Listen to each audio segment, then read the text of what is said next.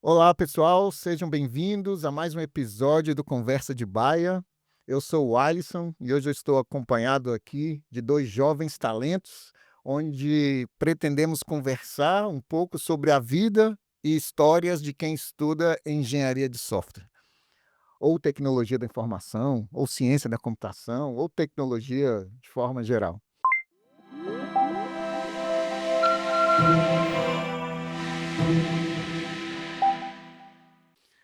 Sejam muito bem-vindos. Hoje eu estou aqui com os Guilhermes, dupla de Guilhermes, Guilherme Brito, Guilherme Puida. Vou chamar de Brito, vou chamar de Pode Puida chamar. para facilitar a nossa comunicação.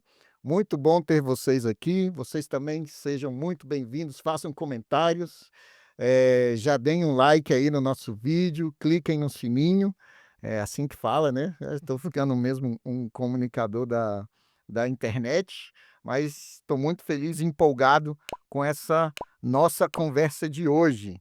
E para começar, não posso deixar de perguntar a vocês, jovens talentos aí da área de tecnologia, como é que vocês sentiram essa queda pela engenharia de software? Vou falar engenharia de software porque eu sei que é um termo muito comum lá fora, o software engineer, e Uhum. também é o nome do curso que vocês fazem hoje, né, na universidade. Brito, como é que foi que você foi parar no curso de engenharia de software? Beleza, obrigado pelo convite, pessoal. Quero que vocês gostem muito dessa nossa conversa. Eu também quero me divertir bastante aqui na nossa conversa. Eh, Pra mim, a tecnologia sempre esteve presente, assim, na minha vida, né. Eu, o Puida, a gente nasceu nessa geração que minha avó fala que já nasceu com o celular na mão, beliscando. Ela fala: "Vocês ficam beliscando esse celular o dia inteiro". E sempre tive esse fascínio pela tecnologia, sempre gostei de desmontar computador, montar computador, desmontar celular, montar celular, né, nessa parte mais de hardware. Então você já era esse menino curioso. Já gostava bastante de mexer com essas coisas. E Sempre teve aí, computador em casa ou não? acho que o primeiro eu tinha uns 9 anos. Eu lembro, assim, de chegar, mas eu não lembro quantos anos eu tinha. Mas eu lembro de meus pais chegarem com um computador lá em casa. Era um, digamos, antigo já, porque a tecnologia cresce muito rápido, né, tá crescendo muito rápido nesses últimos anos. Então o computador há 10 anos atrás era uma coisa totalmente diferente Do que é do que hoje? era hoje, sim, aham. Mas eu lembro de chegar o computador lá em casa, e aí, desde então eu fui tendo um pouco de contato com a tecnologia. Eu fui começando a pesquisar um pouco, programação, fui tendo essa curiosidade, mas nunca tinha passado de um hobby. Era um assunto que eu gostava de estudar, mas nunca tinha pensado que eu iria estudar isso na faculdade. Tinha na cabeça que eu queria medicina. eh, Era uma conversa que já vinha vindo há muito tempo com os meus pais. A gente já tinha, né, já se organizava a vida para eu me estudava também para essa área, mas conversando com outras pessoas, elas falaram assim: "Brito, é tecnologia, é algum curso de tecnologia". No ensino médio começaram a falar, desde o do fundamental, assim. E o engraçado é que era algo que eu não contava para as pessoas, mas elas já viam em mim, assim. Eu não precisava nem falar, que elas já viam essa aptidão. E aí eu comecei a pensar: acho que é mesmo esse lado, assim". Eu acho que quando as pessoas passam a notar naturalmente, acho que é você tá ali no lugar certo. E aí tive a oportunidade de passar no vestibular para esse curso, né, da tecnologia, e hoje em dia eu vejo que realmente foi a escolha certa. O pessoal estava certo, a voz do povo é a voz de Deus, né. Então, nessa eles realmente estavam certos. E hoje minha família não entende o que eu faço, mas eles gostam bastante, né. Eu consigo ajudar bastante eles também com isso. E você, Puida, você é desses também que nasceu ou esteve ali na sua infância e na sua adolescência cercado por tecnologia? E aí, como é que foi que você foi caminhando para esse mundo? Obrigado pelo convite, né. Eu também, eu acho que assim como o Brito, eu sempre gostei de computador, assim. Meu avô tinha uma loja de computador. É, Sério? tinha. Aqui em Brasília? Aqui em Brasília. Meu pai trabalhou nessa loja um tempo, mas eles não são da área de tecnologia. Meu pai é servidor público. Só que lá em casa sempre teve computador, assim, principalmente porque, bom, meu avô tinha uma loja, né, então a gente tinha acesso. E desde moleque, eu gostava de jogar videogame, gostava de mexer ali no computador, ficava, eh, eu acho que até tempo demais, assim, no computador, sempre curti. E eu acho que também é uma porta de entrada boa, comum, que é eu queria fazer um videogame. Você queria Então criar um videogame? queria, eu Um acho que jogo isso é ou um um videogame? não, um jogo, um jogo. Aham. Eu acho que isso é uma parada comum, assim, pra pessoas da nossa área que começaram a se interessar ainda novos. "Pô, eu quero fazer um jogo, gosto de jogar videogame, quero fazer um jogo". Acabei nunca fazendo um jogo, né, pelo menos não até agora. Mas aí eu já fui me interessando por essa parte de programação e isso eu ainda era novo. Mas eu queria ser matemático. O meu plano era fazer matemática como graduação, e ser pesquisador. Mas eu ali, logo quando fui fazer vestibular, cheguei à conclusão que não sei se era uma carreira, eh, eu não sei se era realmente o que eu queria fazer. Talvez a perspectiva de futuro não era tão boa assim quanto a área da tecnologia, então eu acabei prestando para engenharia de software, passei e tô lá desde então. Muito legal. Vocês acham que essa questão, né, do videogame, que realmente hoje, né, as crianças, já começam jogando desde pequeno, né, porque todo mundo tem o celular na mão, você vai instalando os joguinhos ali, quando, né, vai crescendo ali, aí vem a questão do videogame, vem os primeiros jogos ali já mais elaborados. Vocês acham então que essa questão do jogo, desse ambiente tecnológico, pode induzir e levar essa garotada aí para os cursos de tecnologia? Porque hoje tem muita gente interessada em programação. Talvez por isso, porque, eu jogo, vou criar meu próprio jogo. E tem muito curso, né, para crianças e adolescentes. E aí, vocês são procurados ou perguntados aí por onde vocês andam? "E aí, como é que é lá programar? É fácil? É difícil? É legal? Dá para fazer jogo?" Chegam essas perguntas, assim, aleatórias para vocês hoje em dia ou não? Como é que é? Chega. É não específico para jogo, assim, né, mas sempre, como eu tinha falado anteriormente, minha família não entende o que eu faço, nem meus amigos. Eu brinco, eu vou Você é aquele cara lá da tecnologia: "Não, ele estuda computação, ele é, vem aqui arrumar meu computador". Arrumar mexe impressora. mexe no computador, mas, nossa, nem tem noção do que realmente é um dia a dia, né, de trabalho na área, de estudo na área, assim. Os meus amigos falam: "Ah, você tá tendo amanhã", por exemplo, "Ah, vou ter uma prova", aí eles perguntam: "Prova de quê?". Aí eu falo o nome da matéria, é enorme já também o nome da matéria. E pelo nome, né, não são matérias que, por exemplo, você faz direito, se você falar que é uma prova de direito penal, a galera já entende um pouco, mas falar aqui o nome de uma matéria do curso, o pessoal nem realmente, nem acho que não tem nem noção do que realmente são os assuntos de um curso de tecnologia. Acredito que também nem a galera que entra, acho que a galera que entra, o pessoal que entra, eles são muito surpreendidos e né, no bom,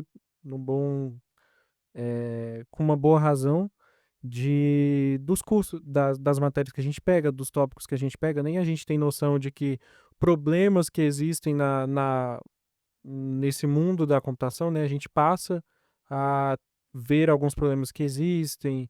Tem gente que pensa que o computador é só você solicitar alguma coisa para ele, em um segundo ele te devolve, e aí a gente aprende que o computador, ele leva tempo, ele, né, e é isso que é um dos tópicos que a gente aprende também, como otimizar uma operação.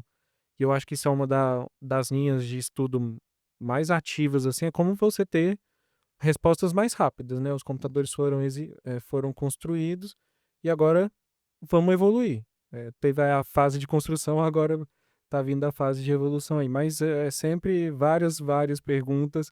Minha avó demorou 3 anos para aprender o nome do do meu curso. Ela ficava: "O que que você faz mesmo?", eu: "Vó, engenharia de software", aí ela ficava repetindo para aprender.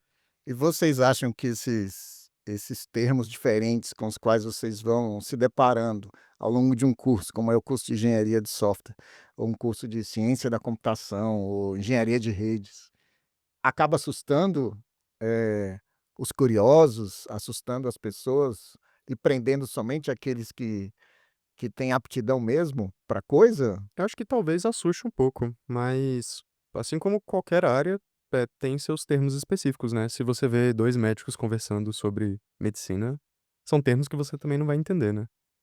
Eh, Talvez assuste um pouco, mas como, eh, são conceitos precisos e quando a gente tem uma palavra para descrever, um conceito e isso facilita a comunicação, então faz sentido, terem esses termos técnicos que talvez assustem um pouco, mas eles são importantes, né.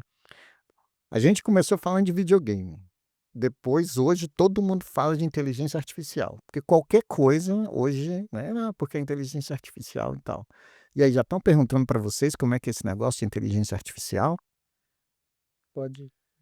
É, é um tópico bem quente agora, né, tá todo mundo falando sobre isso mesmo. Eu não bom, não é minha área de conhecimento essa parte de inteligência artificial, eh, mas as pessoas me perguntam sim, e tem muitas vezes que eu não sei nem responder o que elas estão me perguntando, fazem perguntas muito complexas. Mas Aí você pode perguntar para inteligência artificial, né. É, talvez, como você funciona? Me explique. Você falou que a inteligência artificial não é a sua área. Qual é a sua área que você está, trilhando, que você descobriu dentro da engenharia de software ou de repente já era uma área que você já desejava desde antes de começar o curso? Qual é a área que você está querendo se especializar, Puida? Bom, profissionalmente agora, o que eu faço é o que a gente chama de desenvolvimento web, né. É basicamente criar um site que, faz alguma ação para você que facilite tua vida ou Resolve facilite um problema. resolve um problema, é. Mas a minha paixão, assim, que é o que eu faço no meu tempo livre, eu trabalho com software livre, como voluntário e principalmente, na parte de distribuição de sistemas operacionais. É isso que é meu hobby. Software livre. O que que é software livre? É um software que você pode fazer tudo? Não, não, não, não, não. Software Software livre livre é um software onde você pode fazer tudo? não é.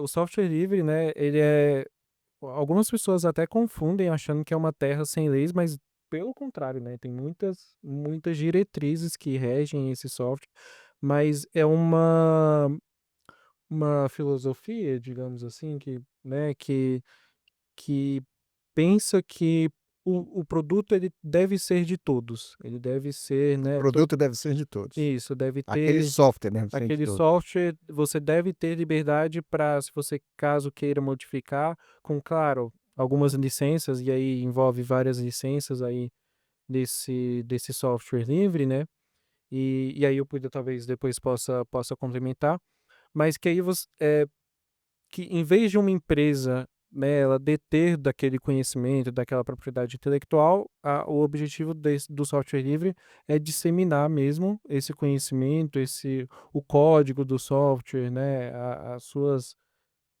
entranhas ali por dentro do código, para que cada um pode entrar e acessar e ver como, por exemplo, um pouco que é, né, uma conversa que está tendo muito hoje a ética Uhum. nesses programas, né, a ética em um programa de software, a ética em modelos de inteligência artificial, e aí você pode ver se um software é livre, você pode ter noção do que onde seu dado está sendo usado, às vezes, para que ele está sendo usado, como ele está sendo usado, né, então eu gosto bastante desse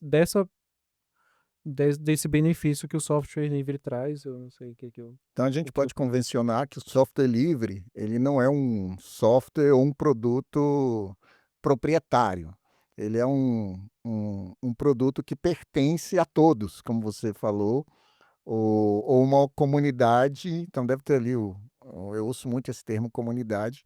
Então essa comunidade provavelmente é aquela que define até as próprias diretrizes de evolução, ou as regras que você colocou de desenvolvimento, compartilhamento e uso,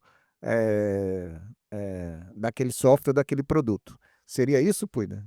É só para complementar, um software ele é livre quando ele segue, a gente tem quatro regras aí para definir se não definir, mas para bom, que regem essa parte de definir se algo é software livre ou não. A primeira é se você tem, capacidade de executar o software, né, então você pode pelo menos rodar ali o programa. E aí você tem que ter a necessidade também de ler o código, então estudar como ele funciona. Então isso implica que você tem acesso ao código-fonte do programa. Você tem que ter a permissão ou a capacidade de modificar esse código também. Então, se eu tenho um software que ele resolve uma parte do meu problema, eu gostaria de ter a capacidade de ir lá, modificar alguma coisinha para isso resolver ainda mais meu problema. E a última é que eu tenho a permissão também de redistribuir esse software com as modificações que eu fiz. Então, quando você junta essas quatro, a gente chama das quatro liberdades do software livre. eh, Isso foi definido lá em 1970 e pouco Uhum. pelo Stallman, foi o fundador desse movimento do software livre. Ele é fundador da FSF, que é a Fundação do Software Livre também. Legal. Então é isso que a gente chama de software livre. E aí tem outras definições também. Tem a definição da OSI, que é a Organização de Software Livre, eu acho. Não lembro qual que é o significado do acrônimo. Mas isso difere um pouquinho ali de organização para organização. Então, legal. Então, assim, na verdade, ele é um software para todos, mas ele também, a gente pode dizer que não é um produto que é de todos, porque eu tenho que ter, então, a capacidade, né, de conseguir, mesmo tendo acesso a esse código-fonte, como você falou, eu tenho que ter a capacidade de promover uma mudança que faça sentido, né, para o contexto daquele software e ele depois possa rodar, satisfatoriamente numa máquina, certo?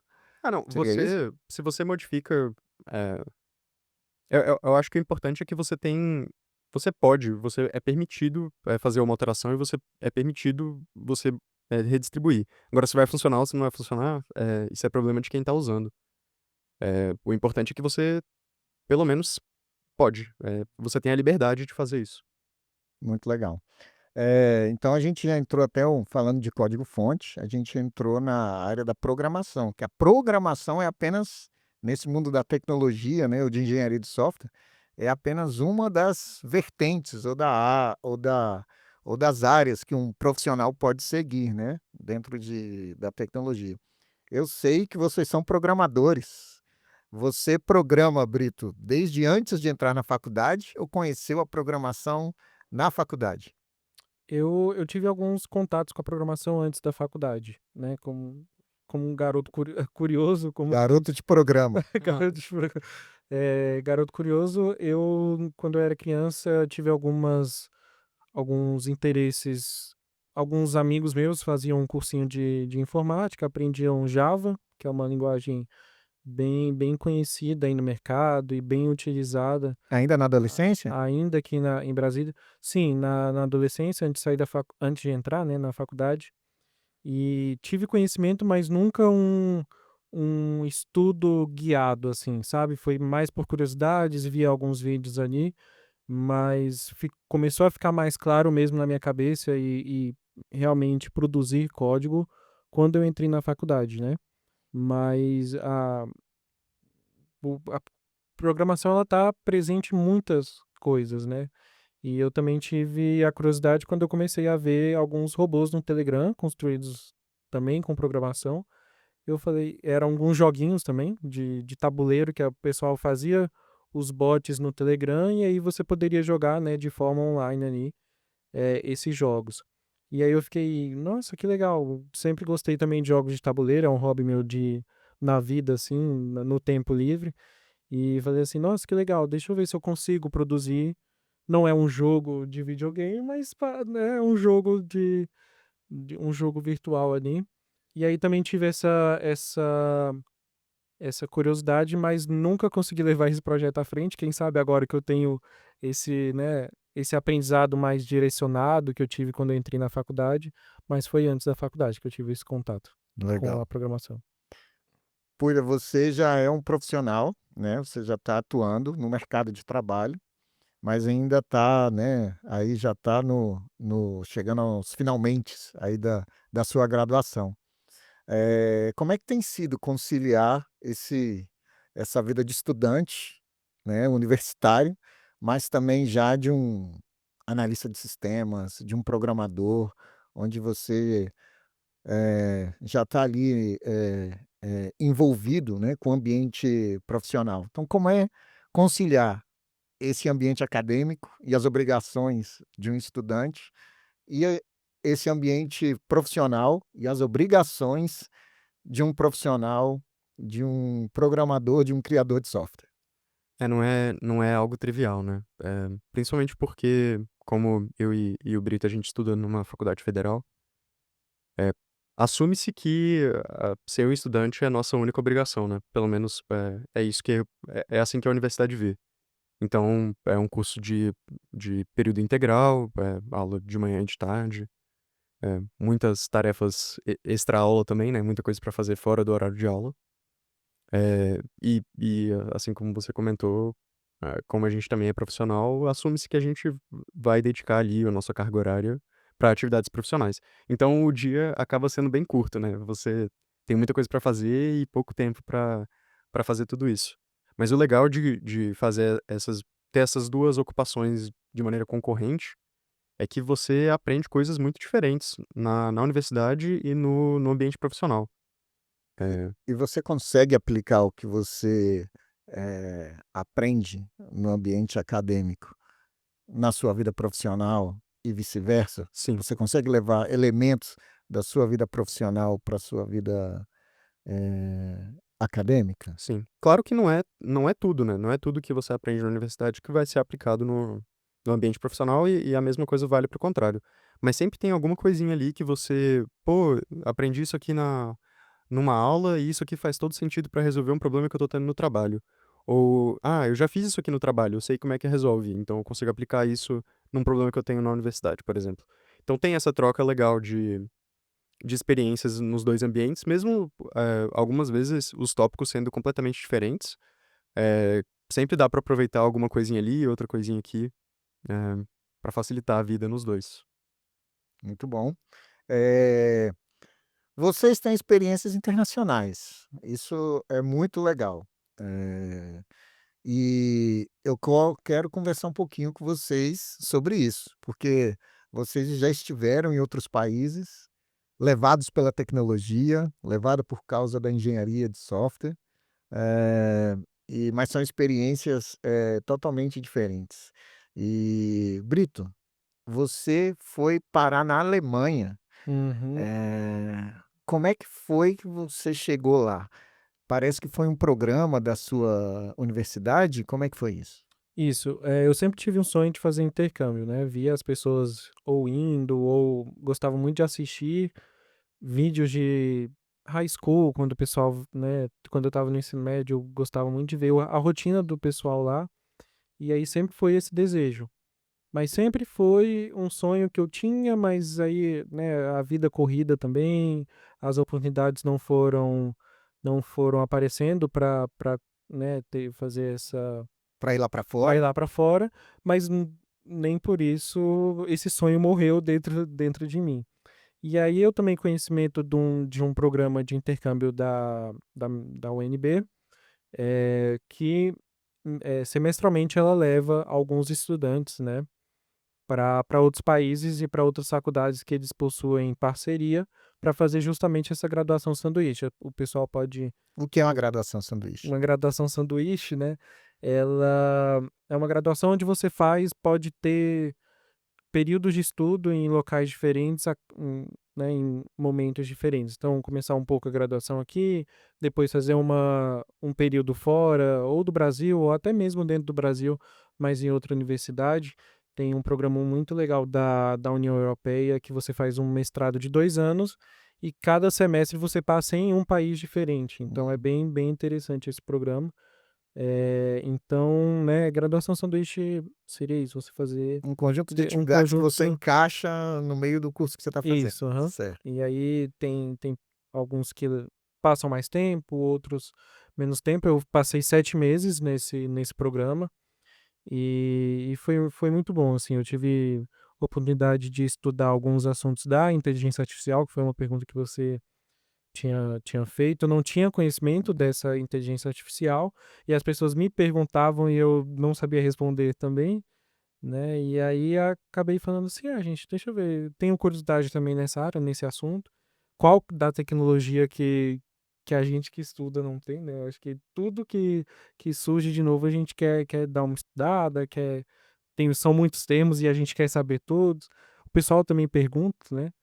E aí eu tive a oportunidade de estudar esses assuntos e foi uma experiência, assim, muito boa, tanto gradua tanto acadêmica, quanto pessoal mesmo. Eu acho que o intercâmbio é muito você evolui muito. Minha mãe mesmo fala que foi um Guilherme e voltou outro Guilherme de lá. E foi um tempo 7 meses, né. Tem gente que passa muito mais tempo e vai evoluindo mesmo. Acredito que E é para onde que uma você foi? é foi para uma cidade de 100.000 habitantes. Isso também foi um choque um pouco cultural, porque vindo de uma capital, né, acho que a Uhum. gente está aí com 2, 3 milhões, eu não lembro certinho, e a cidade lá tinha 100.000 habitantes, então é uma queda aí bem grande, uma cidade interior que se chama Paderborn, na Alemanha. Na Alemanha. Na Você foi Alemanha. para a Alemanha, fez Isso, foi intercâmbio para a de Alemanha. 7 Aham, meses na Alemanha. isso.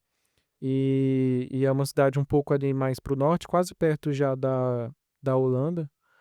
E, vivi essa vida de interior aí um pouquinho lá. Cuida, você foi para um lugar bem diferente também, você foi parar na Coreia.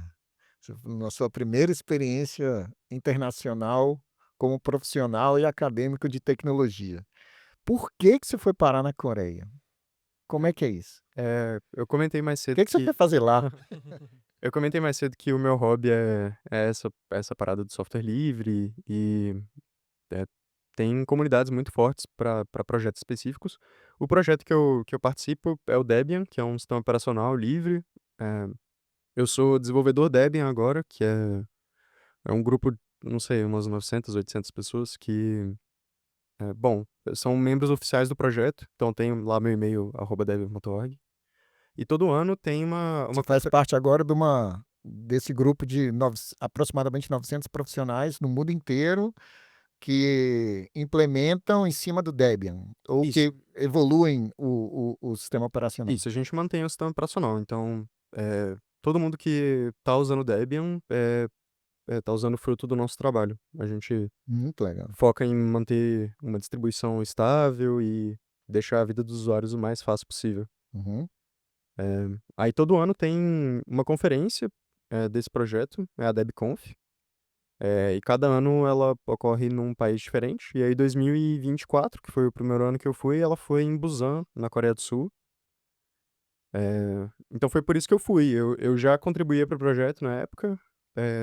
Eles têm um projeto de bolsas, um esquema de bolsas que você pode solicitar se você é um contribuidor ativo, você explica o que é que você faz, por que você quer ir. Aí eu fui aprovado e fui para essa conferência. Mais ou menos 2 semanas e alguma coisinha, então não foram 7 meses igual o Brito, mas foi um tempinho legal pra Ah, e passar também lá. uma cultura diferente, acredito que, né, a Alemanha também é uma cultura diferente, mas a cultura asiática acredito que é bem diferente. E aí essas 2 semanas acredito que deve ter sido comparada a 2 meses, assim, né, É, de de coisas novas que deu pra ter umas experiências diferentes lá. Quantas horas de viagem até lá, você lembra? Daqui pra São Paulo são mais ou menos 2, aí 16 até Doha, e aí mais 10 até Seul, então Puxa, 38 horas. viajou bastante. E aí chega lá, você também caiu numa universidade ou foi em algum outro tipo de local para esses dias de evento? Não, a conferência, ela era numa universidade mesmo. A gente ficou alojado lá nos dormitórios da universidade. E aí, esse ambiente universitário de tecnologia lá fora é muito diferente do nosso? Aí eu já vou aqui, assim, explorar alguns aspectos. A infraestrutura da universidade lá é muito diferente da nossa? Tecnologia com a qual você se deparou, também é diferente da nossa? Que vocês viram de diferente assim que vocês caíram numa universidade com curso de tecnologia lá fora? Brito. eu acho que uma coisa que eu estranhei foram as turmas um pouco mais reduzidas do que a gente tem aqui. Eu não sei exatamente o motivo, mas lá aqui, por exemplo, eu tenho turmas com 80, 120 alunos, 80, 80, 120 120 alunos. alunos numa sala, e lá a minha maior turma eram 12 pessoas numa sala de aula. Então, Muita assim, diferença. eu achei essa diferença. Talvez, não sei se foi por ser uma turma de pós-graduação, que esse Uhum. programa, né, lá a gente fez essa parceria com o pessoal de pós-graduação, mas talvez seja também pelo tamanho da cidade, né, eu não sei como é essas universidades numa capital, por exemplo, em Berlim, talvez as turmas sejam maiores mesmo, mas eu senti muita diferença de infraestrutura. Infraestrutura realmente foi um choque, Infraestrutura o quê? assim, de Salas, é, computadores? isso, salas de aula, computadores, que infelizmente hoje a gente tem, acredito que é um déficit na nossa educação, assim, principalmente a gente, né, das universidades federais, a gente não tem muito esse apoio de infraestrutura nas universidades. Às vezes a gente vai fazer uma prova, falta computador para algum aluno, o aluno tem que levar de casa, né? E lá eu não tive esse problema. Lá a gente sempre, nas aulas, né, que precisavam, a gente tinha esse apoio, os professores tinham esses recursos dentro das salas de aulas aqui. Alguns professores têm que se virar nos 30 para conseguir dar aula deles, né? Lá é bem diferente isso. E eu vejo que isso influencia na sua forma que você leva o seu trabalho, influencia na Uhum. forma que você se sente valorizado ali no espaço, né? Eu sentia muito isso dos professores lá. E vocês foram Assim. para 2 países, assim, que são conhecidos por investirem bastante, né, em tecnologia, né, Alemanha e Coreia do Sul. Cara, imagino que você viu muita coisa diferente lá na Coreia do Sul, Puida. Quando você chega lá, qual a primeira coisa que chama a sua atenção? A gente vai chegar na alimentação estranha também, mas antes disso. Uma coisa que me marcou assim mesmo eram as privadas de lá. Eh, As privadas. é, elas são todas tecnológicas, tem Banheiro, gente, olha, banheiro na Coreia do Sul é é diferente. Mas diferente. não só o banheiro, as privadas. Vamos Não, lá. mas é especificamente a privada mesmo. Tinham vários botões do lado, você conseguia controlar tudo. Sério? Eh Bidê. O que que é? Jatinho da água? Sim. Explica aí É, como é que funciona a privada jato na Coreia do Sul. frio, quente, morno, você muda a posição, tudo eletrônico. E isso foi uma coisa que quando eu vi, assim, eu tive Eu nunca vi isso. pois é, eu nunca tinha visto. Foi algo super diferente, assim mesmo. E uma coisa interessante, assim, da Coreia também é que eles são muito, muito, muito, talvez patriota seja a palavra errada, mas eles valorizam muito a cultura deles. Então, Que ba tudo lá, eles preferem consumir, coisas nacionais. Então, você vê carro na rua, é tudo carro de marca coreana, Kia, eh, Hyundai. Uhum. Eh, as músicas, eles só escutam músicas nacionais lá. É muito raro você ver alguém escutando uma música internacional. Então, essa E a Coreia do Sul é um país aberto, né? sim, sim, eles são culturalmente abertos, assim, mas eles, focam muito nessa parte essa parte nacional deles mesmo. Tanto que uma barreira muito grande foi se comunicar lá. Eu não falo coreano, eh Essa eu já ia perguntar, caramba. mas, você normalmente assume que falando inglês você mais ou menos consegue se virar em qualquer lugar do mundo, né, sempre Uhum. vai ter alguém ali pra te ajudar. Mas lá era muito difícil, o percentil de pessoas que falavam inglês, que conseguiam se comunicar comigo era bem baixo. Então esse foi um desafio grande. Foi muita gente daqui do seu ambiente acadêmico para um evento como esse ou vai mais aqueles que já estão, né, já estão em outra etapa, já são profissionais, experientes? O Debian ele tem a característica de que as pessoas que contribuem geralmente já são mais velhas, assim. Como é um projeto muito antigo, Uhum. começou lá em 90 e pouco. As pessoas que estavam lá no começo, que permanecem hoje, já estão um pouco mais velhos, né. Então, em maioria, era o pessoal mais velho, mas tinha bastante gente mais ou menos da minha idade que estava passando pelas mesmas fases da vida que eu. E aí, para se disse que havia uma barreira de comunicação. E como foi se alimentar lá? Lá a comida é bem diferente, né. Assim, a gente até que tá um pouco acostumado com comida asiática, né, todo mundo come bom, a maioria das pessoas come um sushi ali de vez em quando, ou come um lamen, mas era só isso que tinha lá, né, você não comia um arroz, feijão e batata frita e bife. O café da manhã é arroz, uma proteína, o almoço também é a mesma coisa, a janta uma sopa, mas era muito arroz, eles comem muito arroz lá, aquele arroz asiático diferente.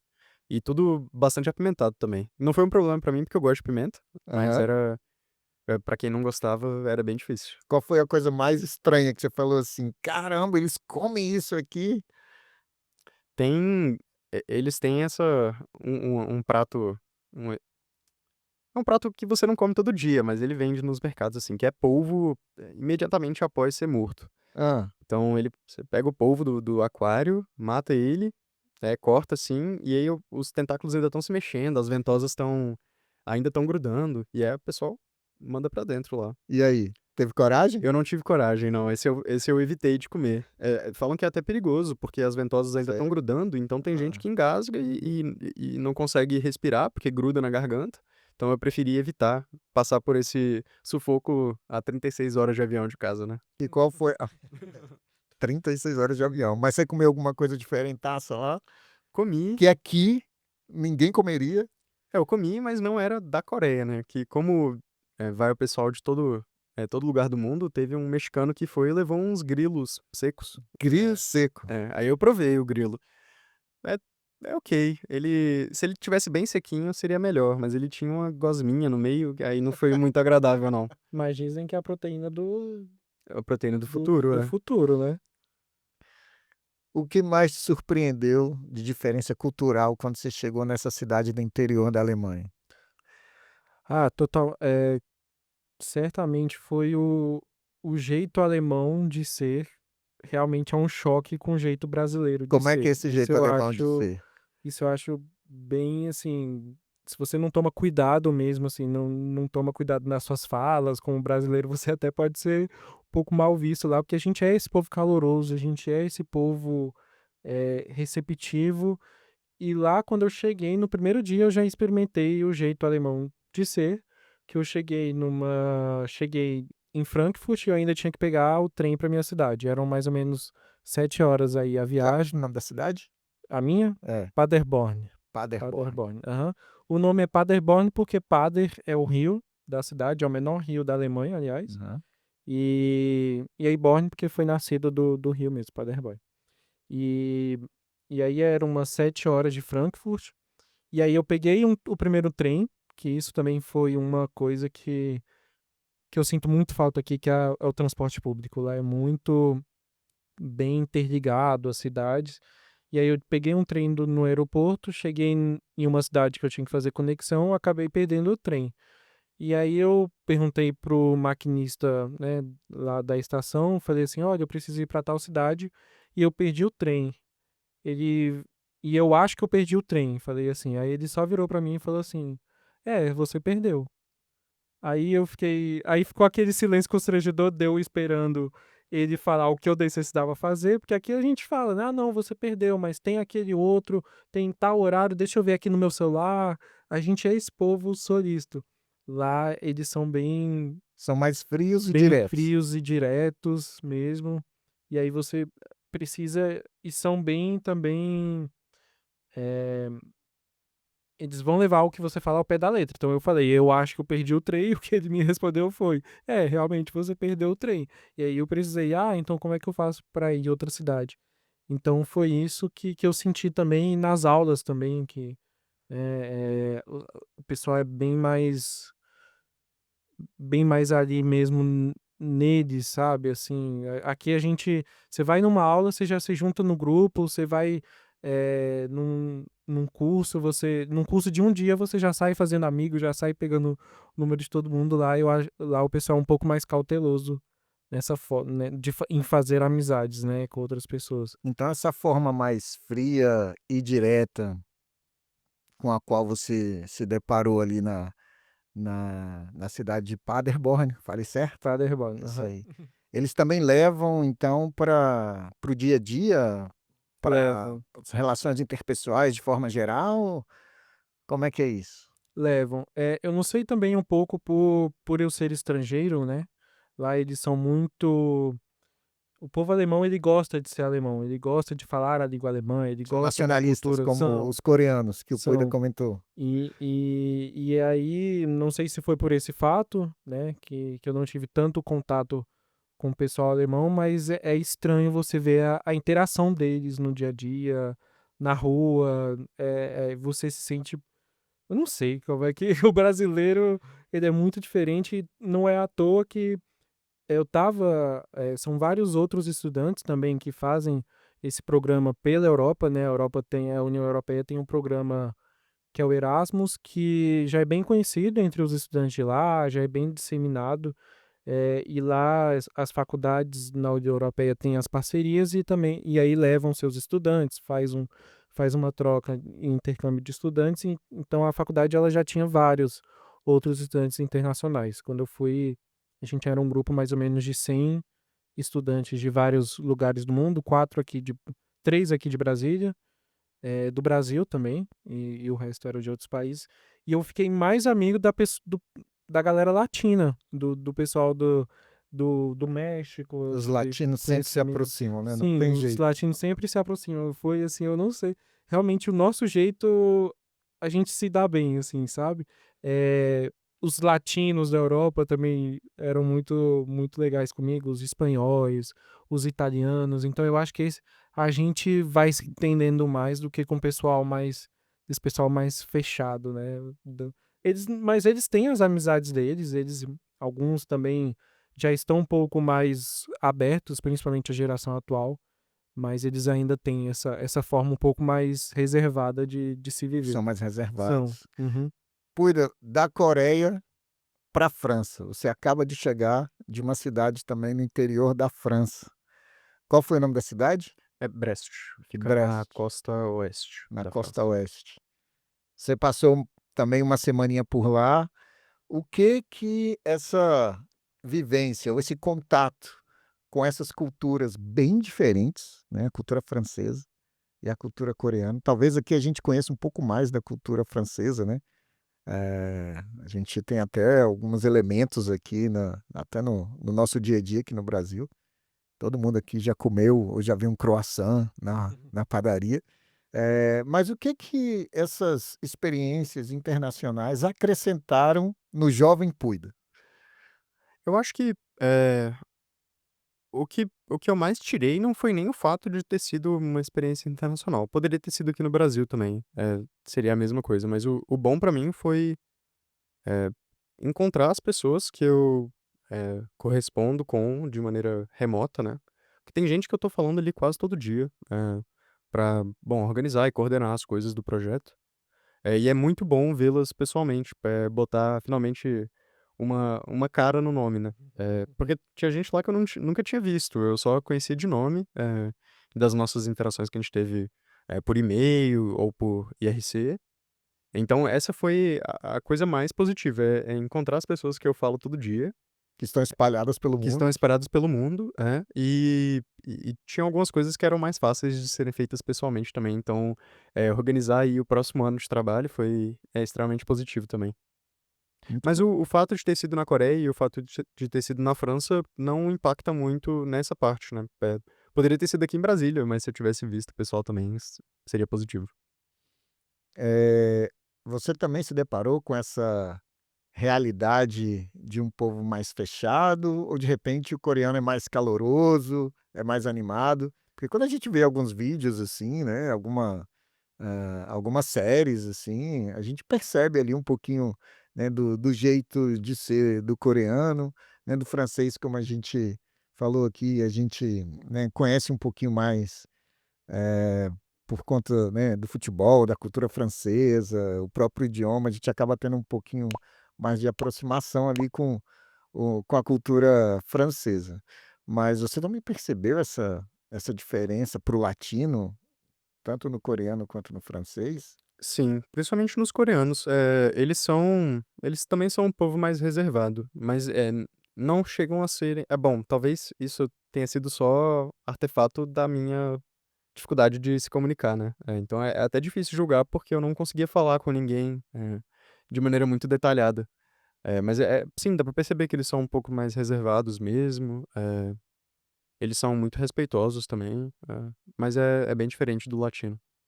Além da privada tecnológica, teve alguma outra situação muito engraçada ou muito diferente que vocês viram lá que assim, chamou a atenção e marca e sempre vem à memória de vocês? Uma coisa que foi muito legal, assim, a situação foi tensa, mas o resultado foi bom. Foi que quando eu estava pegando o trem de Seul, que é a capital, pra Busan, que é onde ia ser a conferência, eram ali umas 4 horas de trem, eu acho. E eu precisava mandar uns e-mails, abri o computador no trem, mandei os meus e-mails e fechei, deixei em cima da mesinha, né, que fica no assento. Eu acabei cochilando, e aí quando chegou, o trem chegou na estação final, eu levantei a bandeja do banco da frente, peguei minhas coisas e fui embora. E aí quando eu estava andando lá na estação, eu pensei: "Caramba, minha mochila tá muito leve". E abri e o computador não estava lá. Ai, ai. Meu computador com tudo que eu tenho de importante estava lá.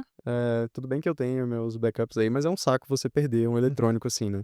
Aí voltei correndo no trem, pra ver se ainda conseguia pegar ele na estação, mas ele já tinha saído. Era o último trem do dia, ele já tinha saído pra ir para o depósito de trens.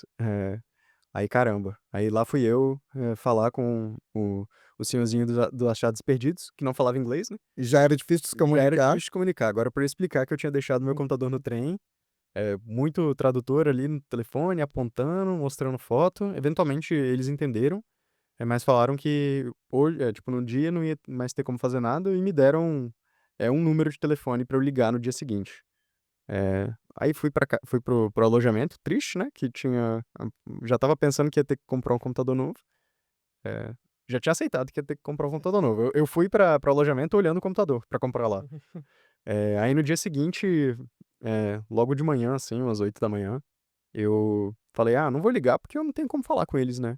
Aí aproveitei e já fui lá na estação e estava lá o meu computador no Achados Perdidos. Tinham guardado pra mim, mostrei lá que era meu mesmo, eles pediram pra desbloquear, pra provar que era meu, mas voltei com o computador tranquilo para o alojamento. Então isso foi muito bom, eu não ter, bom, perdido o meu computador de fato, né, e eles realmente terem guardado lá pra mim e ninguém ter tomado proveito da situação, Isso é foi bem positivo. culturalmente diferente, Sim, né. Eu sim. já esqueci eletrônicos, esqueci uma vez, tinha comprado um fone, super legal lá fora, esqueci no avião, e mesmo assim, eu ainda na cidade, voltando algumas horas depois apenas, ao aeroporto e entrando em contato com a companhia aérea, esquece, ali na segundo o que me falaram, no próprio movimento ali de limpeza da aeronave, ou de repente algum outro Passageiro. passageiro viu e levou e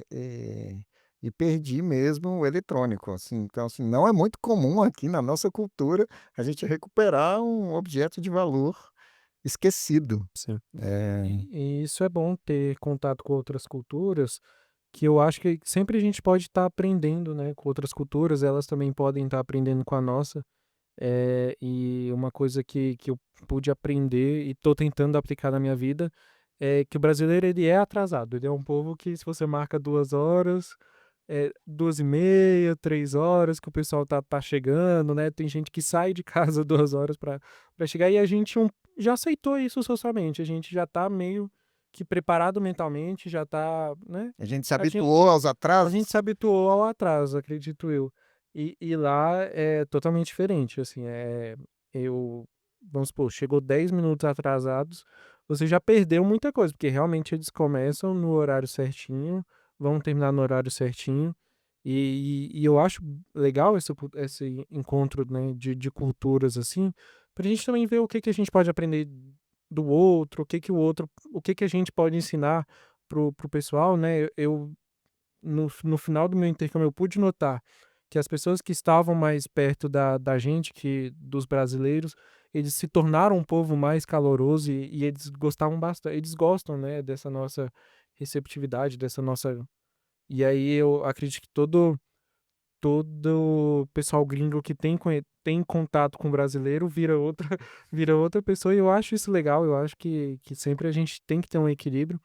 E é uma coisa bem legal que eu acho de ter essa experiência de ter intercâmbio ou de ter conferências fora, é isso de da gente poder aprender um pouco com outras culturas e por que não tentar aplicar, né, para nossa vida aqui, tentar disseminar esse, vamos tentar chegar, por exemplo, do atraso, vamos tentar ser um pouco menos atrasado, da honestidade, né? São coisas que a gente pode aprender e aplicar e fazer uma sociedade melhor. O intercâmbio é legal, né, que nos permite, ter contato com essas realidades e tipos de comportamentos diferentes, né. E a gente ter essa sensibilidade de poder trazer essas coisas diferentes e positivas para o nosso dia a dia é muito bom, né. E faz diferença, né, no nosso meio. Pessoal, a gente está caminhando para o final, mas eu não posso deixar de perguntar aqui também algo curioso. Qual sua linguagem preferida de programação e qual é aquela, assim, que você não quer ouvir nem falar? Me conta aí. Todo programador tem uma. Eu tenho um pouco de carinho, assim, por linguagens mais de baixo nível, né, O que que que é uma são linguagem de baixo nível? as linguagens de baixo nível que a gente chama o quão mais parecido é com uma linguagem humana, com um idioma humano, a gente fala que essas linguagens são de alto nível. Então, são linguagens que, por tendência, você tende a escrever menos, você tende a Escrever que você fala é codificar menos. codificar menos, exatamente. E as linguagens de baixo nível você tem um controle maior, tem os prós e os contras, né. E os prós da linguagem de baixo nível é você ter um controle maior do seu código.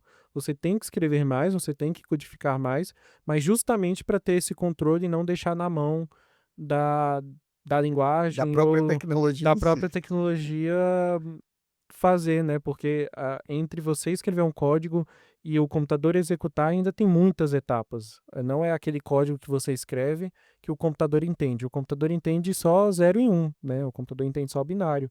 Então, até chegar nesse nível, se você tem uma linguagem de alto nível, você não tem muita noção do que ele está fazendo nessas entrelinhas até chegar na linguagem do computador. Se você tem uma linguagem de Mas baixo você ainda nível não me ali, falou que você aí, sua linguagem dentre preferida. elas é o C. O Eu C. gosto bastante do C, foi uma linguagem que eu tive foi o primeiro aprendizado guiado que eu tive, assim, da faculdade. A faculdade começa com C, e aí a gente passa a estudar bastante, então eu gosto bastante dela. E a que eu não Já gosto que você não muito, gosta. Python. Não gosto Python. de Python. A gente tem que trabalhar com Python. No meu TCC eu estou trabalhando com Python. O Python é uma linguagem que está crescendo bastante aí no mercado, mas justamente por essa facilidade dele de muita coisa, você conseguir escrever muita coisa em pouco código, eh, pra mim, às vezes, fica parecendo uma mágica que eu prefiro Então ter você controle quer o do desafio. código. Eu gosto de entender mesmo o que eu estou escrevendo, que eu, né. Qual linguagem te dá raiva, Puido? Todo programador tem raiva de uma linguagem. Você não gosta nem de ir para uma roda de conversa que você já fica nervoso, é igual time de futebol. Eu não sei se eu tenho uma. Eu acho que todas elas têm seus casos de uso apropriados, né? Mas a que eu não vou elaborar muito, porque se deixar eu falo durante horas sobre isso. Mas eu não sou muito fã de C++. C++. É. Nossa. Que é uma derivação do C, Aham. é a evolução do É C. uma evolução. Por E eu que você gosto. não gosta do C++? É, é uma linguagem desenhada por comitê, né? Então, tem muita coisa. É uma linguagem enorme. Todo mundo usa só um pedaço do C++, só que cada pessoa usa um pedaço diferente. Então, é muito difícil você se habituar com o código que foi escrito com outra pessoa. Ela é desnecessariamente flexível com algumas coisas e rígida demais em outras. Então, acho que o balanço aí não é apropriado. Lá no Debian vocês usam que linguagem? Todas. É porque a Até gente. C++? Até C++, sim. A gente. O nosso intuito principal é redistribuir software que outras pessoas escreveram, né? Uhum. Deixar isso, o pacote funcional, não um software específico. Então a gente acaba tendo que tocar em tudo. Antes de encerrar, que conselho vocês dariam para essa garotada que está assistindo a gente, que tem desejo de entrar nesse mundo da tecnologia, de desenvolvimento de software, inteligência artificial, programação? Que caminho eles devem trilhar? Por onde eles devem começar? Eu acho que a coisa. Só fazer o vestibular e se joga ou tem outros pontos que eles devem avaliar? Eu acho que a coisa mais importante é ser uma pessoa curiosa. Então, se você não tem curiosidade de saber como algo funciona e por que que é daquele jeito e como você pode ir além, eu acho que não adianta você, eh bom, claro, você pode ter, sucesso, mas ajuda muito se você é uma pessoa curiosa e você tem essa vontade natural de aprender mais sobre alguma coisa ou de entender como ela funciona, porque isso é extremamente importante na nossa área, é o que move, eh, a as inovações é alguém tentando fazer alguma coisa diferente, tentando entender como funciona. Então eu acho que esse é o ponto mais importante, mas eu acho que pode sim fazer o vestibular e se jogar, se der errado, deu errado. E bola pra frente, né. Eu pergunto isso porque, assim, o mercado de trabalho hoje está clamando, né, por profissionais da área de tecnologia, né, em todas as áreas de tecnologia. Aqui a gente focou bastante em programação, mas, né, existe infraestrutura, segurança, nuvem, tantas outras áreas aí do ramo de tecnologia da informação.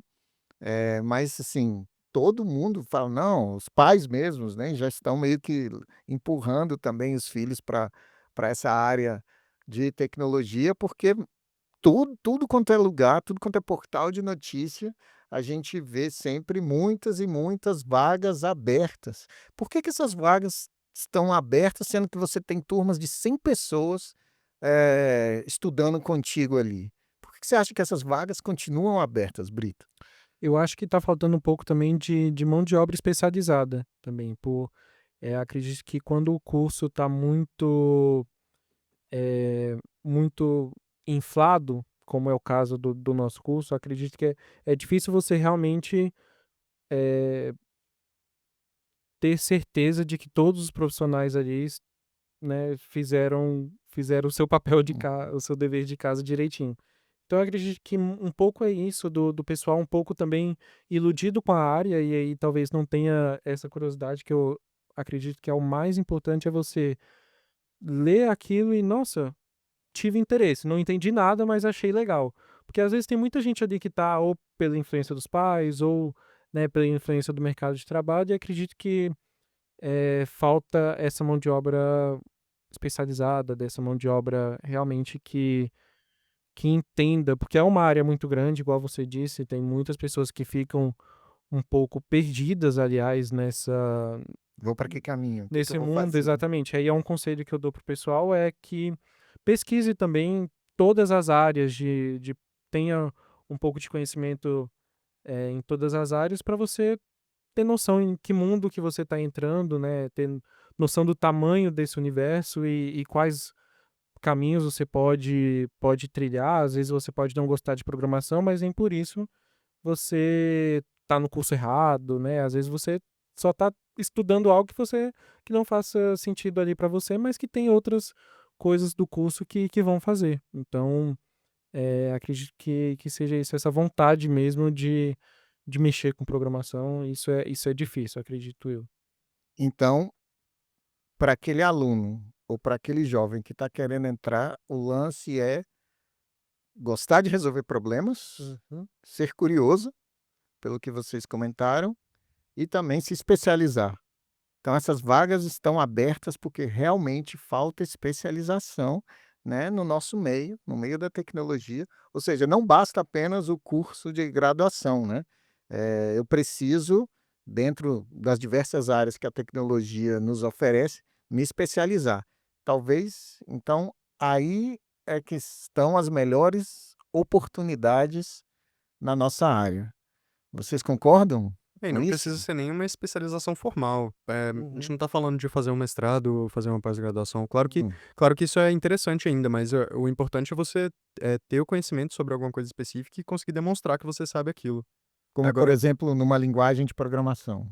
sim, ou você tem um conjunto de habilidades específicas, você pode ser um cara que entende muito de otimização e como fazer as coisas irem rápido.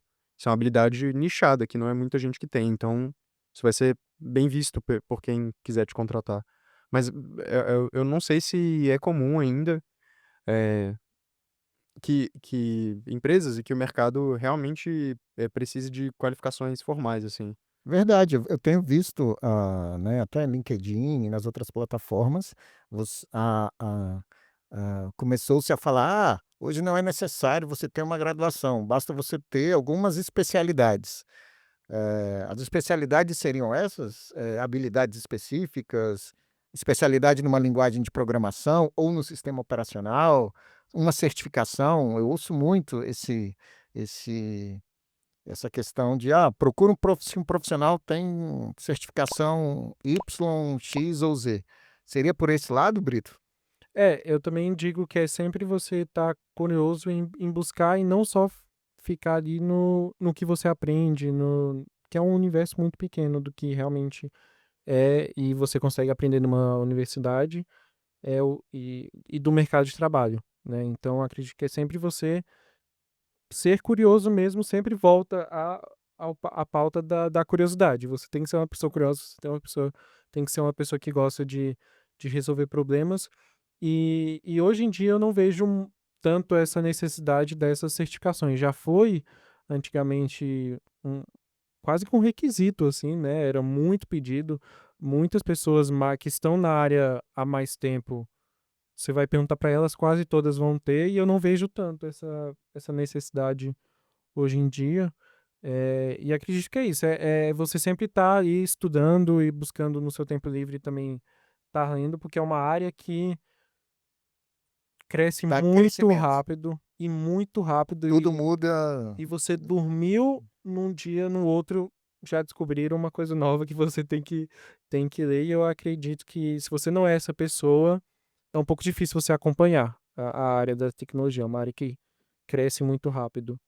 E vai crescer, acho que a tendência é crescer muito mais rápido em pouco tempo, porque agora a gente está numa era que eu tô até assustado como a velocidade da tecnologia da evolução da tecnologia tá acontecendo, né?